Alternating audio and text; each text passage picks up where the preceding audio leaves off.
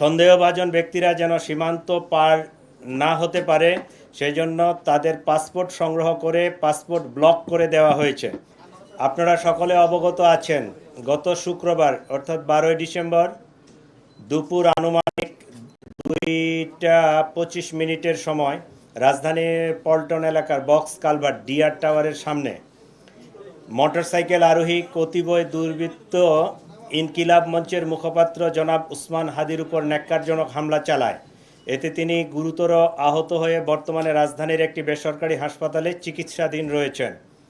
উক্ত ঘটনার পরপরই ঢাকা মেট্রোপলিটন পুলিশ হামলাকারীদের গ্রেফতারের জোর প্রচেষ্টা চালিয়ে যাচ্ছে। ঘটনাস্থলের সিসিটিভি ফুটেজ সংগ্রহ বিশ্লেষণ করে ইতিমধ্যে দুজন সন্দেহভাজন ব্যক্তিকে শনাক্ত করা হয়েছে। এরা হলো ফয়সাল করিম মাসুদ আর আরেকজন ছিল মোহাম্মদ আলমগীর শেখ। ঘটনার তদন্তে জানা যায় সন্দেহভাজন ব্যক্তিরা হেলমেট পরিহিত অবস্থায় ভিকটিম উসমান হাদিকে খুব কাছ থেকে গুলি করে। ঘটনার প্রকৃত রহস্য উদ্ঘাটন ও শনাক্তকৃত সন্দেহভাজনদের গ্রেপ্তারের ইতিমধ্যে বিভিন্ন স্থানে অভিযান পরিচালনা করা হয়েছে এবং অভিযান চলমান রয়েছে। সন্দেহভাজন ব্যক্তিরা যেন সীমান্ত পার না হতে পারে সেজন্য তাদের পাসপোর্ট সংগ্রহ করে পাসপোর্ট ব্লক করে দেওয়া হয়েছে। সীমান্তে অতিরিক্ত সতর্কতা জারি করা হয়েছে। এছাড়াও সন্দেহভাজন ব্যক্তিদেরকে গ্রেফতারের সহযোগিতার জন্য গণপ্রজাতন্ত্রী বাংলাদেশ সরকারের পক্ষ থেকে 50 লাখ টাকা পুরস্কার ঘোষণা করা হয়েছে। ইতিমধ্যে শেরপুরের নলিতাবাড়ি এলাকায় অভিযান পরিচালনা করে সীমান্ত দিয়ে লোক পারাপার যারা করে এই জড়িত সন্দেহে আমরা 2 জনকে গ্রেফতার করতে সক্ষম হয়েছি, তাদেরকে নিয়ে আসছি। আর র্যাব মোটর সাইকেলের যে মালিক মনে করছে এরকম একজনকে র্যাব আটক করে আমাদের হাতে সোপর্দ করেছে। প্রিয় সাংবাদিকবৃন্দ, চাঞ্চল্যকর এই ঘটনায় জড়িতদের গ্রেফতারে আমরা আন্তরিকভাবে কাজ করছি। আপনাদের মাধ্যমে সর্বসাধারণের নিকট অনুরোধ, আপনারা যদি কোনো তথ্য পেয়ে থাকেন নিকটস্থ পুলিশকে অথবা 999-এর মাধ্যমে পুলিশকে আপনারা জানাতে পারেন।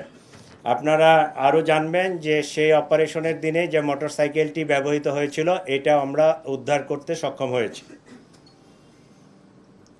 এই ছিল মোটামুটি আমাদের পক্ষ থেকে এখন পর্যন্ত এই মামলায় যে অগ্রগতি। তাহলে মোট কতজন? 3 জন। মোটরসাইকেল কোথায়? 2 জন কি দেশে আছেন না পালিয়ে গেছেন? আপনাদের কাছে সর্বশেষ তথ্য কি? আমাদের ইমিগ্রেশন ডাটাবেজ চেক করে এখন পর্যন্ত তাদের পালিয়ে যাওয়ার কোনো তথ্য পাওয়া যায়নি। আমরা ফয়সালের পাসপোর্ট নাম্বারটা পেয়েছি, তার সর্বশেষ যে ট্রাভেল পাওয়া গেছে সেটা জুলাইয়ে সম্ভবত, সেটা থাইল্যান্ড থেকে সে আসছে, দেশে ইন করছে। এরপরে ইমিগ্রেশন ডাটাবেজে আর তার ডিপারচারের কোনো তথ্য নেই। কমিশনার, আমার নাম তৌসিফ কাইম, আমি রেজিস্ট্রারে কাজ করি। হাদির উপর কেন হামলা হতে পারে? প্রাথমিকভাবে আপনারা কি পেয়েছেন? আমাদের কাছে যেটা মনে হচ্ছে সেটা হচ্ছে, আপনারা তো জানেন যে হাদি হচ্ছে ইনকিলাব মঞ্চের অন্যতম একজন সংগঠক। তো এইটার যারা রাইভাল, যারা এটাকে পছন্দ করে নাই, যারা এটার প্রতিপক্ষ, তারাই তাকে টার্গেটেড একটা কিলিং করার জন্য এই হামলাটা করেছে।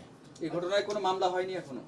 আমরা বাদী পক্ষের সাথে 2 দিন ধরে খুব জোর প্রচেষ্টা চালাচ্ছি যে তাদেরকে দিয়ে মামলাটা করলে অনেক ভালো হতো। কারণ পুলিশ বাদী না হয়ে তাদের, যেহেতু তার ভাই আছে, তার নিকটাত্মীয় যারা আছে, তাদেরকে দিয়ে তারা ওই আসতে পারতেছে না, আসলে তারা রুগী নিয়ে ব্যস্ত। তো জিনিসটা সুন্দরভাবে জিডি করা আছে, আমরা অলরেডি এফআইআর ড্রাফটও করছি। আজকে আমরা সিদ্ধান্ত নিচ্ছি যে তারা যদি নাই আসে সেক্ষেত্রে আমরা ট্রাই করব যে এফআইআরটা নিয়ে ওই হাসপাতাল থেকে তাদেরকে সিগনেচার করে নিয়ে আসা যায় কিনা। যদি সিগনেচার তারা করে দিল, না হলে আমরা পুলিশ বাদী হয়ে মামলাটা রেকর্ড করে ফেলব।